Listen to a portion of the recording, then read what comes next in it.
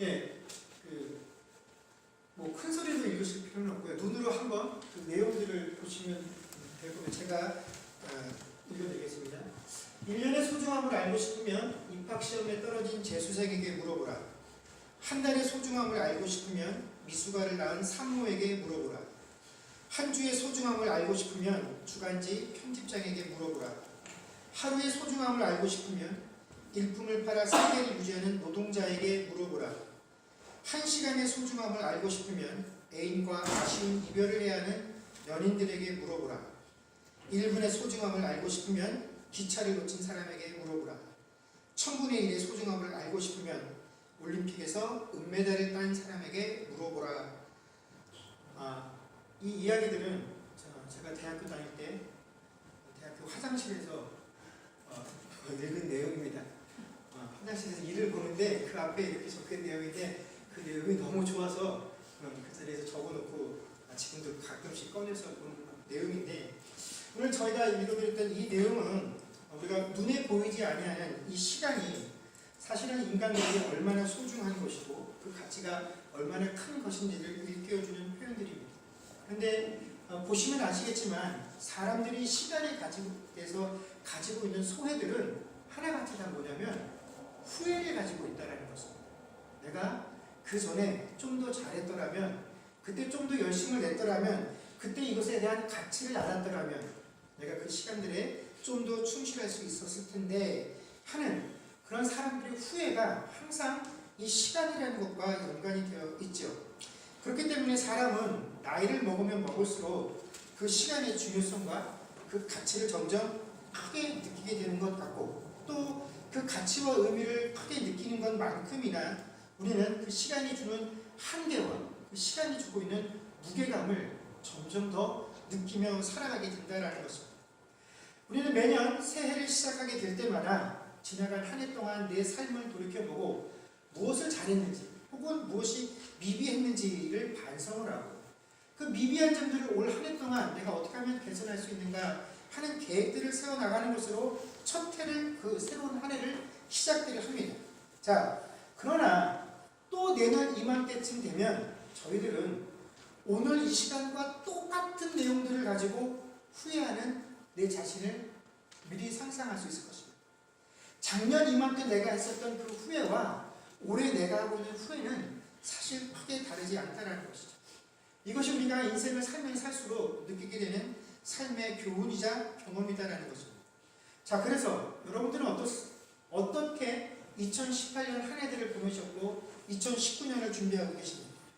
우리가 그렇게 한 해 한 해 살면 살수록 인생의 경험들이 깊어지면 깊어질수록, 야, 그래도 내가 그 앞에 해보다는 작년 한 해 동안은 좀 더 나은 삶을 살았다 라고 해서 그 앞보다 작년에 대해서 더 좋은 점수들을 스스로 주실 수 있으십니까?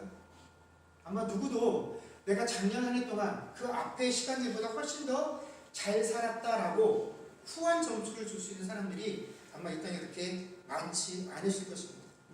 우리가 스스로 자신의 삶에 대해서 이렇게 후하게 점수를 줄 수 없다라는 사실을 잘 알고 있음에도 불구하고 우리는 살면서 한 가지 최면에 걸려서 살아갈 때가 많이 있습니다.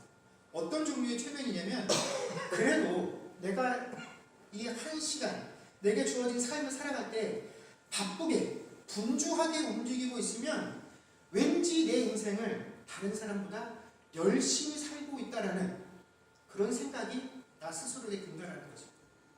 다른 사람들이 쉬고 있을 때 내가 분주하게 움직이고 다른 사람들은 휴식을 취하고 있는 순간에 내가 좀 땀을 흘리면서 일을 하고 있다라고 한다면 최소한 내가 하나님께서 내게 주신 이 시간들을 게으름으로 보내고 있지는 않다라는 그런 생각들을 가져서 내가 열심히 살고 있는 것은 아닌가.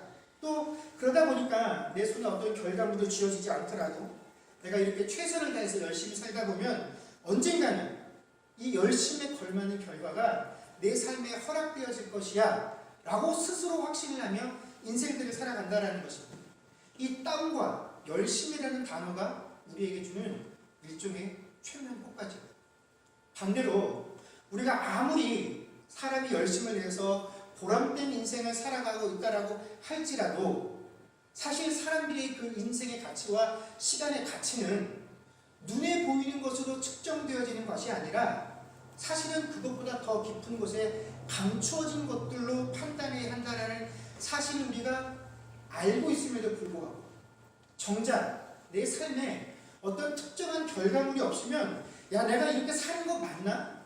내가 정말 바른 방향으로 가고 있는 것이 맞나? 하는 그런 의구심들을 가지며 또 우리는 우리에게 주어진 시간들을 활용하며 살아가고 있다는 것입니다. 이처럼 우리에게 주어진 이 시간들을, 우리에게 주어진 이 인생들을 살아간다는 것은 내 열심을 내어서 하는 것도, 또 열심을 내어서 하는 것은 겉눈으로 보이는 것이 아니라 그 내면에 감추어진 가치를 알아내는 것도, 무엇 하나도 사실은 우리에게 쉽지 않고 그 어떤 것 하나도 우리에게 뾰족하게 만족감을 주지 못하는 그것이 바로 우리 삶의 현실이다라는 것입니다. 그런데 이처럼 시간을 잘 쓴다는 것은 그렇기 때문에 훌륭한 인생을 살아왔다라고 평가를 받는 것은 굉장히 어려운 일입니다.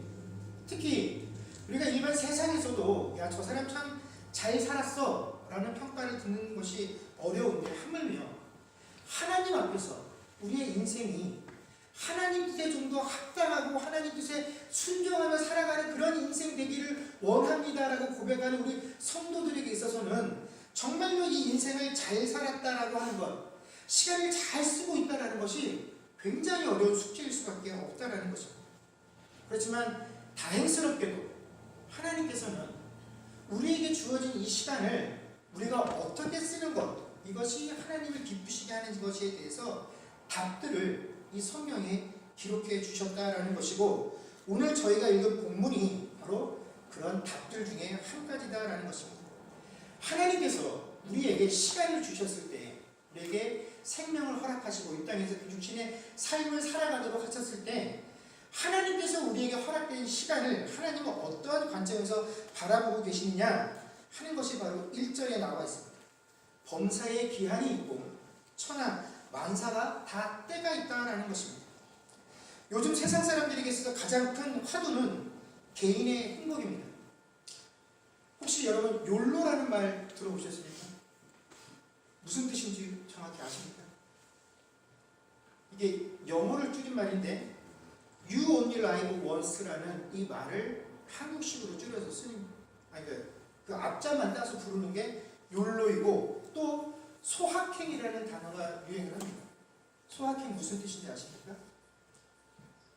소소하지만 확실한 행복이 소확행입니다. 내가 아시는 분들은 요즘 트렌드에 굉장히 민감하신 분들이죠. 근데 이 두 가지 단어가 다 공이 어떠한 것들을 포함하고 있냐면 자기의 만족을 추구하는 것이 가장 행복의 조건이다라는 것에 포커스를 맞춘 것이 욜로이고 소확행이다라는 것입니다. 그래서 각 개인에게 자신이 행복해지기 위해서는 네가 좋아하는 일들을 하라고 부추깁니다. 네가 해서 마음이 아프고 네가 해서 힘들고 어렵고 그런 감정이 드는 일은 아예 하지 말고 네가 해서 마음이 기쁠 수 있는 일들을 해라. 이것이 네가 행복해질 수 있는 유일한 이유이다. 그래서 네가 행복해질 수만 있다면, 네가 기쁠 수만 있다면 그것이 작은 일이라고 할지라도 그 일들에 집중해서 살아라 하는 것이 바로 이 단어들이 가지고 있는 의미이죠. 한 번 보낸 인생, 네가 행복할 수만 있다라고 한다면, 다른 사람에게 큰 피해를 주지 않으면 어떻게 해요? 주변 눈치 보지 말고 너에게 행복한 일만 찾아서 하라는 것, 이것이 바로 이 단어들이 가지고 있는 것이고, 요즘 시대를 살고 있는 사람들이 꿈꾸고 있는 인생의 라이프 스타일이다라는 것입니다. 그러나 현실은 그렇지가 않다라는 것이죠. 사실은 여러분, 내 스스로 내가 누릴 수 있는 그 작은 개인의 행복을 찾는 것조차도 사실은 다른 사람에게는 큰 피해를 줄 수 있는 것이 우리가 살고 있는 공동체라는 사회의 특징이다라는 것입니다. 요즘 한국에서 방영되어지고 있는 프로그램 중에 골목식당이라는 프로그램이 있습니다. 그 프로그램 중에 얼마 전에 거기에 출연을 해서 유명세를 타게 된 한 돈가스 집이 있습니다. 근데 이 돈가스 집이 그 TV에 나와서 굉장히 맛있다라고 평가를 받아서 그 돈가스 집에서 그 돈가스를 한번 먹어보겠다고 전국 각지에서 사람들이 몰려들기 시작을 합니다. 근데 가게도 굉장히 작고 또 그 하루 동안 그 사람이 만들어서 팔 수 있는 양도 한정이 되다 보니까 일찍 오지 않으면 그 음식을 맛볼 수가 없습니다. 그래서 요즘은 그 돈가스 집에서 돈가스를 먹으려면 최소한 새벽 5시에 와서 줄을 서서 그 주인이 9시에 출근을 해서 번호표를 주면 그 번호표를 받아서 하루에 몇십 명만 그 식당에서 돈가스를 먹을 수 있다고 합니다. 그래서 5시부터 사람들이 와서 이 추운 겨울에 전국 각지에서 그 전날부터 와서 근처에서 잠을 자고 새벽에 나와 줄을 서더라라는 것입니다. 자, 그 주인의 입장에서 보면 많은 사람들이 자신의 가게에 와서 음식을 먹고 매출이 오르니까 행복하고 좋은 일이죠. 또 그곳에 와서 음식을 먹는 사람들도 비록 추운 날씨에 다른 사람들이 보면 야 무슨 고생이냐, 돈가스가 다 돈가스지, 뭐 그 집에 돈가스가 얼마나 맛있어서 전날부터 와서 그 새벽에 줄을 서서 그 난리를 피면서 먹냐. 그렇지만 그곳에 와서 그 전날부터 와서 줄을 서고 그 표를 받아서 돈가스를 먹는 것이 그 사람에게는 아주 소소하고 별 볼 일 없는 것 같지만 행복을 주는 일이기에 그 일들을 해야하는 것입니다. 자, 여기까지만 보면 와서 먹는 사람에게도 음식을 파는 일에게도 모두 행복하고 좋은 일인 것만 같은데, 문제는 이 많은 사람들이 새벽 5시부터 그 돈가스 가게 근처를 진을 치다 보니까 그 줄이 얼마나 긴지 그 주변의 동네들을 몇 겹을 둘러싸는 겁니다. 그러다 보니까 새벽 5시부터 사람들이 와서 장사를 치고 떠드니까 동네 사람들이 시끄러워서 살지 못하겠다고 그 돈가스 집 보고 이사를 가라고 구청에다가 진정서를 낸 겁니다. 자, 이런 상황을 보면 그 사람들이 본인에게는 너무나 소소한 것이죠. 도대체 내가 새벽에 와서 내 돈 들여서 내가 추위에 떨면서 번호표 받아서 그 일을 하고 있는데 이게 누구에게 그렇게 큰 손해가 날고 피해가 갈 일인가 했으나 그 한 사람 한 사람들이 작은 행복을 서로 추구하다 보니까 그 작은 행복이 모이니까 어떻게 됩니까? 다른 사람에게는 아주 큰 불행으로 다가가게 된다라는 것입니다. 내가 행복을 찾으려는 그 행동이 무심결에 다른 이에게 행복을 빼앗는 일들이 되고 있더라라는 것입니다. 여러분, 이것이 세상의 사람들이 아무리 선한 의도를 가지고 좋은 뜻과 계획들을 가지고 무엇을 행해도 의도하지 않게 일어나는 네거티브한 상황들을 드러내는 것입니다. 사람이 하는 이 모든 일들은 좋은 일이 있으면 항상 거기에 예상치 못한 낭패들을 맛보게 되어 있다는 것입니다. 사실 성경도 우리에게 인생의 목적이 행복을 추구하는 것이다 라고 가르쳐주지 않습니다. 오늘 본문만 봐도 본문에는 긍정적인 때와 또 부정적인 때를 각각 14가지씩 28가지를 우리에게 소개하고 있습니다. 성경이라고 해서 항상 우리에게 좋은 것, 긍정적인 이야기만을 결코 들려주지 않는다라는 것입니다. 그렇게 우리가 살 수 있을 것이다 라고 약속을 하지도 않는다라는 것입니다. 여러분 10절 말씀을 보면 전도서의 기자는 우리에게 이렇게 이야기를 합니다. 하나님이 인생들에게 노고를 주사 애쓰게 하신 것을 내가 보았노라 라고 되어 있습니다. 여러분, 노고를 주신 분이 누구라고 기록하고 있습니까? 하나님이시다라고 그는 기록을 하고 있다는 것입니다. 여러분, 이것은 무엇을 의미합니까? 사람이 살다 보면 긍정적일 때도 있고 부정적일 때도 있고 기쁘고 즐거울 때가 있으면 어렵고 힘들 때도 있어 하는 정도의 문제가 아니라 그것이 다 필요하다는 것이 하나님이 인생을 설계해 나가는 하나님의 계획이다라는 것을 이 전도서의 기자가 이야기하고 있다는 것입니다. 여러분, 우리 인생 가운데 살면서 어렵고 힘든 일을 당할 때 왜 나에게 이런 일이 있나? 라고 생각하는 것은 하나님께서 우리에게 삶을 허락하신 그 참 의미들을, 그 인생의 계획들을 우리가 이해하지 못하기 때문에 되뇌이는 질문이다라는 것이죠. 여러분, 삶과 죽음의 문제만 보아도 그것을 우리가 알 수 있습니다. 새로운 생명이 탄생하는 것은 분명 많은 사람들에게 위로와 기쁨이 되는 즐겁고 복된 일입니다. 거기에 비하면 죽음이라는 것은 굉장히 두렵고 슬픈 일이죠. 그러나 여러분, 죽음이 없는 세상을 한번 상상해 보십시오. 사람이 태어나기만 하고 죽는 사람이 없다라고 한다면 이 지구는 사람들로 인해서 포화가 되었을 것입니다. 어쩌면 저희 같은 사람은 태어나지도 못했을지 모른다라는 것입니다. 그러나 죽는 사람이 있기에 새롭게 태어나는 생명들이 있을 수 있다는 것이죠. 여러분, 착하고 좋은 사람이 오랫동안 살아남아서 좋은 일을 하면 좋겠으나 여러분, 악한 사람이 생명의 다함이 없이 끝까지 살아남았다라고 한번 생각을 해보십시오.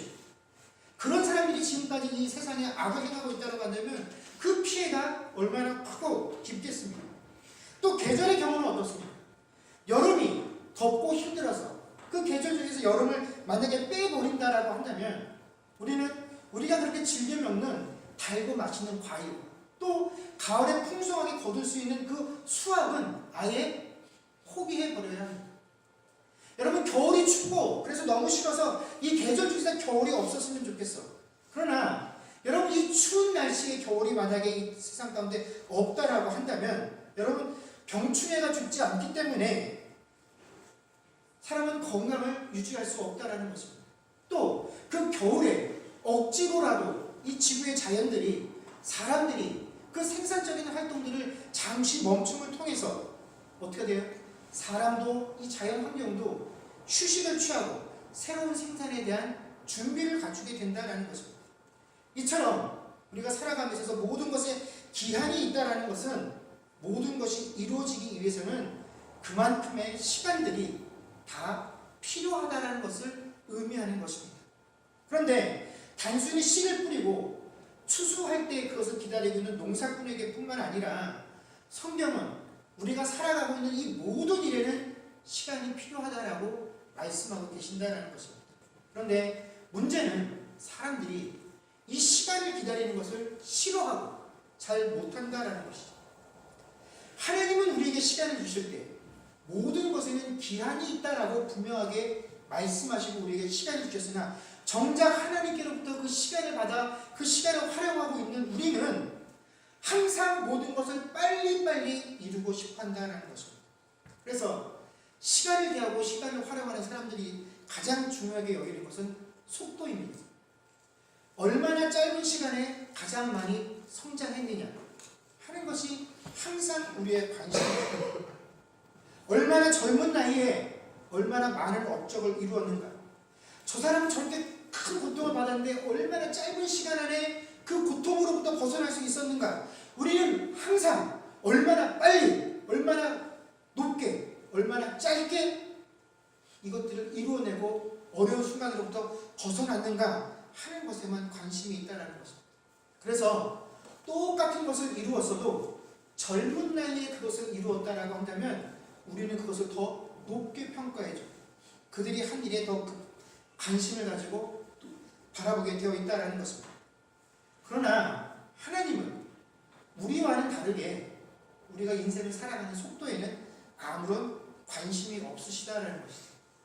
하나님은 관심에는 속도가 없고 우리가 올바른 방향을 향해서 나아가고 있는지, 우리의 신앙들이 바른 곳을 지향하고 있는지, 우리의 방향성들과 이 비바람 치고 있는 이 상황 속에서도 그 가지가 떨어지지 아니하고 포도나무의 본체에 붙어 있는 것과 같이 우리의 삶이 이 풍파라고 표현되어지는 삶 가운데서도 하나님께로부터 떨어져 나가지 아니하고 온전하게 하나님께 단단하게 고정되어 있는 그런 삶을 살고 있느냐 하는 것에 관심을 가지고 우리의 시간들을 바라보고 계신다는 것입니다. 여러분, 우리가 잘 아는 모세라는 인물을 한번 보십시오. 젊은 시절에 그의 인생의 목표가 무엇이었습니까?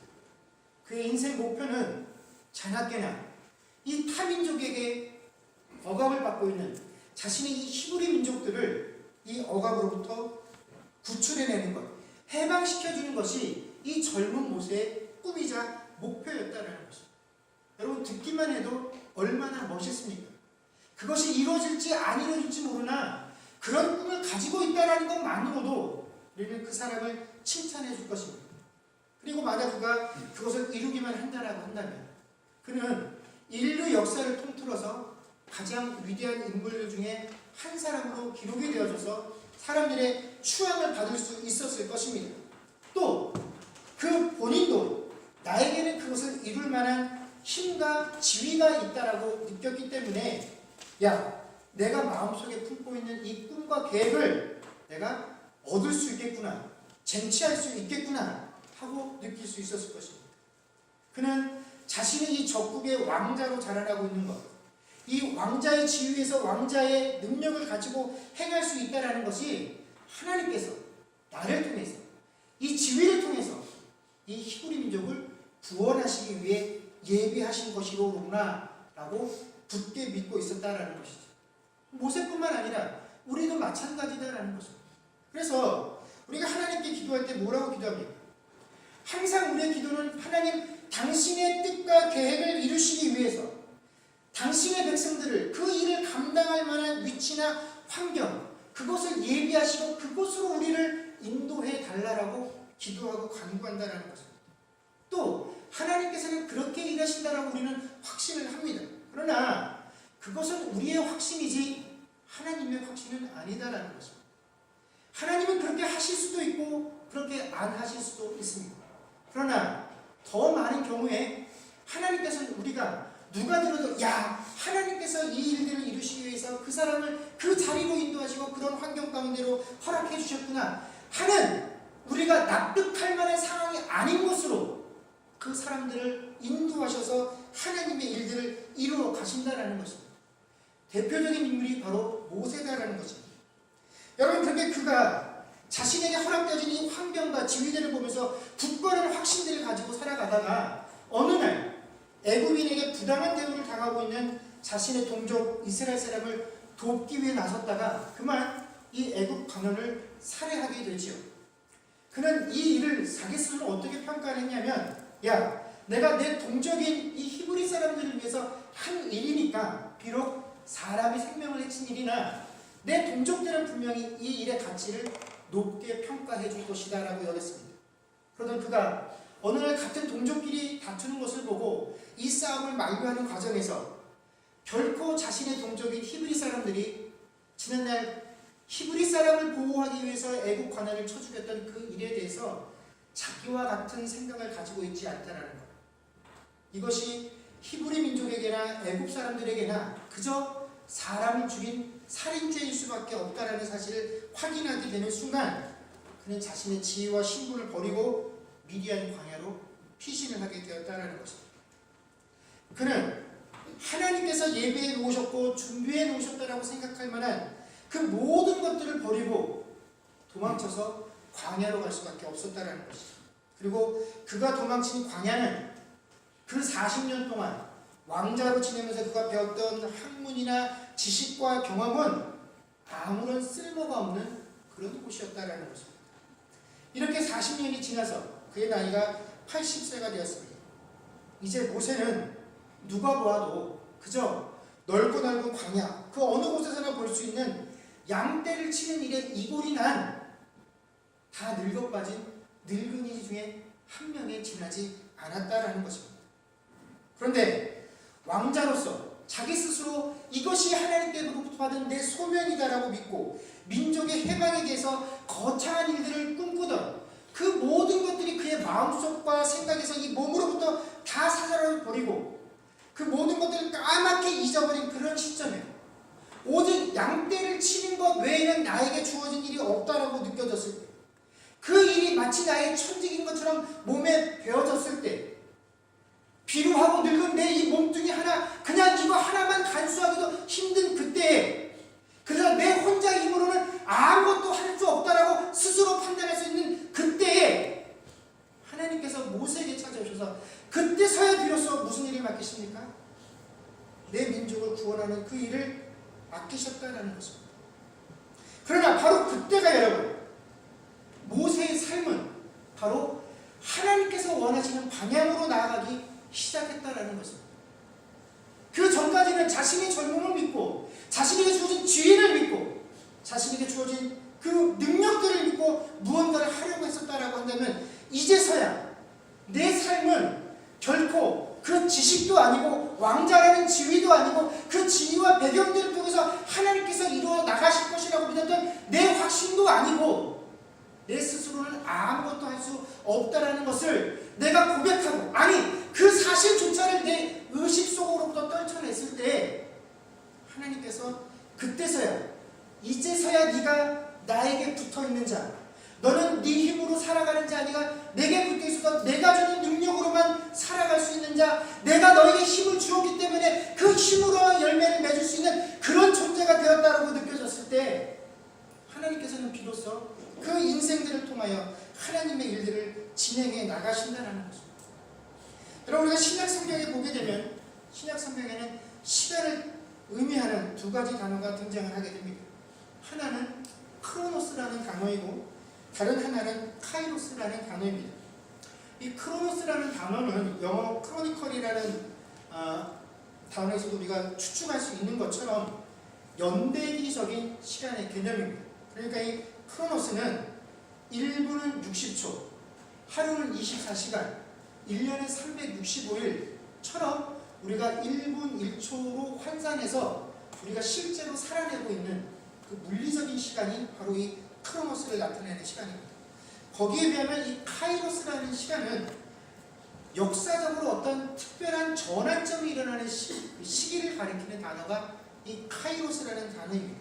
그래서 성경에서 우리가 읽다가 하나님의 때라고 하는 단어들은 모두 다 이 크로노스가 아니라 카이로스라는 단어를 사용하게 됩니다. 그래서 성도들은 본능적으로 우리에게 이 크로노스보다는 카이로스라는 순간들이 중요하다는 것을 알기 때문에 늘 하나님께 이런 카이로스의 시간들이 나에게 있을 수 있게 해달라고 함께 기도를 합니다. 하나님, 모든 사람들이 내 삶을 인정할 수 있는 그 순간, 그런 순간이 내 삶에 꼭 한번 있게 해주십시오. 내가 그동안 고생하고 내가 힘을 뿌린 것들이 크게 한번 수확해서 결코 헛살지 않았다는 것을 세상 사람들에게 보여줄 수 있는 그런 시간이 내 인생 가운데 꼭 한 번 있기를 원합니다. 그런 시간들을 내게 허락해 주십시오 라고 하나님께 간구를 한다는 것입니다. 여러분, 그러나 우리가 그렇게 소망하고 간구하는 그 특별한 때, 역사적인 순간의 카이로스는 어느 날 갑자기 우리 인생에 뚝 하고 떨어지는 것이 아니다라는 것입니다. 여러분, 이 특별한 카이로스라는 시간은 우리가 늘 평범하다고, 그래서 그 중요함들을 잊고 지내고 지나가는 바로 그 크로노스의 시간 안에 그저 속해 있는 것일 뿐이다라는 것입니다. 여러분, 이 크로노스가 없이는 카이로스라는 것은 결코 우리 인생 가운데 있을 수 없다라는 것입니다. 반대로 과연 나 같은 인생에도 이 카이로스와 같은 하나님께서 정하신 특별한 때가 있을 수 있을 것인가 하는 마음으로 살아가고 있는 우리에게도 그저 나에게는 그냥 이 크로노스와 같은, 그저 일반 사람들이 살아가는 그저 그런 삶을 살다가 내 인생도 끝이 나겠지 하는 사람에게조차도 우리가 보지 못하고 지금 세지 못하는 것 뿐이지, 하나님께서 정하신 그 때를 향한, 나를 향한 그 카이로스의 시간들을 향해서 우리의 크로노스가 어떻게 해요? 지금도 진행이 되어져 가고 있다는 것입니다. 이 크로노스는 그냥 흘러가는 시간이 아닙니다. 하나님께서 우리에게 약속하신, 우리에게 정하신 그 카이로스의 한순간들을 위해서 이 크로노스가 존재하는 것이기 때문에 여러분, 평범한 시간은 우리 성도에게는 있을 수 없다는 것입니다. 우리 성도에게는 1분 1초가 다 특별하다는 것이죠. 왜 그러냐? 여러분, 우리가 인생을 살아가면서 하나님 앞에 갖게 되는 의문 중에 하나가 늘 하나님 언제입니까 하는 것입니다. 하나님, 내가 언제까지 기도하면 하나님 내가 기도하는 것을 응답해 주시겠습니까? 하나님, 내가 언제까지 참으면 이 답을 구할 수 있겠습니까? 얼마나 더 인내하고 더 기다려야 합니까? 하는 것이 우리들이 가지고 있는 신앙의 의문 중에 하나다라는 것이죠. 그러나 우리가 품고 있는 이 언제쯤이냐 하는 개념은 다 내가 가지고 있는 시간 계표상에 등장하는 언제쯤이다라는 것입니다. 하나님이 가지고 계신 그 시간의 개념 속에서는 우리의 언제쯤이라는 것은 있을 수 없다는 것입니다. 왜냐하면 성경이 말하는 기한은 하나님의 기한 속에 세워진 것들이기 때문에 그렇고, 이 시간에 대해서 하나님께서 우리에게 한 가지 원칙을 주셨는데 11절 말씀에 보면 하나님은 모든 것을 될 모든 것을 때를 따라 아름답게 하셨다라는 것입니다. 그러나 하나님께서 행하시는 일의 그 처음과 끝은 결코 사람의 능력으로는 어떻게 해요? 측량할 수 없는 방법으로 그 일을 행하신다라고 우리에게 말씀해 주셨다라는 거죠. 하나님은 우리에게 카이로스를 허락하셨습니다. 그러나 우리는 그것이 언제쯤 될 것이냐고 아무리 물어봐도 하나님은 거기에 대한 답으로 이것을 주십니다. 내가 행하는 일의 그 처음과 끝은 너희의 방법으로는 도저히 측량할 수 없다라는 것입니다. 이것이 우리의 시간 주신 하나님께서 시간을 꾸려나가시는 방법이다라는 것입니다. 그리고 하나님께서 이 말씀에 대해 우리가 확신할 수 있는 특별한 카이로스를 허락하시는데 그것이 뭐냐면 바로 우리가 예수를 만나 그 예수를 나의 그리스도라고 고백했었던 그 순간이 우리 인생의 가장 큰 뭐라고? 카이로스가 되는 시간이다라는 거죠. 그리고 그 순간 이후부터 우리에게 주어진 모든 삶은 다 결코 크로노스가 아니라 다 무엇입니까? 카이로스라는 거죠. 왜냐하면 우리의 인생은 비로소 하나님과 만나게 될 때에 우리의 시간이 하나님의 소유가 되었을 때에 우리는 가치를 가지고 하나님께서 원하시는 올바른 방향으로 나아갈 수 있는 존재가 되기 때문에 그렇다는 거죠. 하나님께서 공급하시는 힘이 아닌 내 힘으로 여기서 무언가를 이루려고 바둥바둥거리고 이뤄낸 그 모든 것들은 사실 하나님의 나라와는 아무런 관련이 없기 때문에 그 시간들은 다 무의미한 시간이 되어진다는 거죠. 오직 예수를 만나 그 예수를 그리스도라고 고백하는 그 시간부터가 우리에게는 참된 시간이 되어지고 그 시간이 카이로스가 되어진다는 것입니다. 여러분, 성도의 인생과 시간의 가치는 결코 세상 사람들이 만들어 놓은 성공이나 행복에 의해서 평가되어지는 것이 아니다라는 것입니다. 여러분, 이 땅에 존재하는 인생들에게서 가장 가치가 있고 의미 있는 시간은 오직 예수 그리스도를 만나는 그 시간만이 가치가 있고 의미가 있는 시간입니다. 그렇지 않은 시간들은 그들이 아무리 애를 쓰고 노력을 하고 활용을 잘했다라고 할지라도 그들에게 기다리고 있는 것은 무엇입니까? 생명이 아니라 사망밖에 없기 때문에 그렇다는 거죠. 물론 주님을 만나서 그 시간 이후부터 우리는 늘 카이로스의 삶을 살아가고 있으나 여러분, 그 시간에서도 분명 오늘 본문이 언급한 것처럼 우리에게는 14가지 불행하고 답답하고 속상하고 고통스러운 시간들이 있다라는 것입니다. 그런 시간이 없다라고 말씀하시는 것이 결코 아니다라는 것이죠. 그러나 성경은 주께서 지으신 모든 것이 때를 따라 아름답게 존재한다라고 말씀하신 것처럼 여러분, 우리에게 주어지는 이 고통스러운 시간들, 이 잊어버리고 싶은 이 아픔의 시간들, 이것은 필요하기 때를 따라 돕는 하나님의 놀라운 은혜의 손길이다라는 것을 우리가 알아야 한다라는 것입니다. 그리고 이 모든 것들에는 하나님께서 정하신 끝이 있다라는 것이죠. 여러분, 비록 우리가 지금은 그 끝을 알지 못하기 때문에 그 끝을 기다리고 있는 아픔과 또 불확실 속에서 오는 그 실망감들이 있을 수 있으나 주님께서 우리에게 말씀하신 것처럼 예수 그리스도를 만난 이후에 성도의 모든 삶은 바로 카이로스라고 말씀하셨던 그 약속들을 믿으며 우리가 비록 세상 사람들의 눈에는 크로노스를 살고 있는 것 같으나 매 순간순간마다 카이로스의 시간들을 허락하시는 그 하나님의 은혜와 긍휼의 손길들을 경험하는 2019년 한 해를 살아가는 저와 여러분들이 되어질 수 있기를 주의 이름으로 간절히 축원합니다.